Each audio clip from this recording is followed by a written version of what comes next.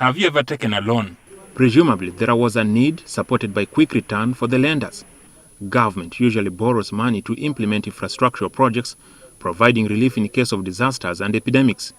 Ironically, the lack of an immediate return has caused a local civil society organization to call for debt cancellation as the debt burden reaches 49 trillion shillings. We are talking about total debt cancellation for currently all the outstanding loans. In other words, from whichever period to date, so that we can see zero.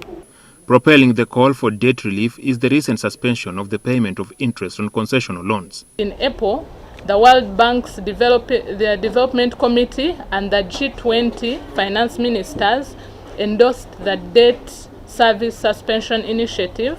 What this Debt Service Suspension Initiative did was to extend repayment by these low-income countries of the debt that they owe for 6 months. In 1990s, when the Uganda Debt Network, together with other actors on the African scene, faced the global north for debt cancellation under highly indebted poor countries, it looked as a mountain and was never to be.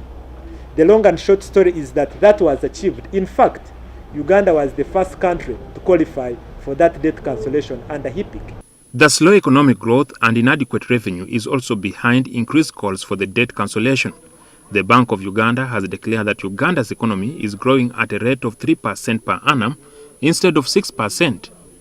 For heaven's sake, if you do not have a functioning mulago because of limited resources as a country, but you are running to go and pay someone else's debt, who already has fetched so much, even so much more from your economy, we think that is not good manners. We think that is not good economy.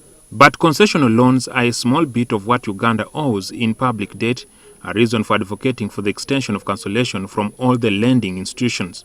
This initiative, the members of the DSSI, if they were to even write off the debt, this would be only 20% of Uganda's debt, because the bigger part, which is the 80%, is owed to the China and the bilateral private creditors. Also, the future loans are required to have zero interest repayment for 10 years. The economists say the accumulated public debt portfolio means each Ugandan is required to make a repayment of 1.2 million shillings annually for the next 100 years to make Uganda completely debt-free. Jackson Onyango, NTV.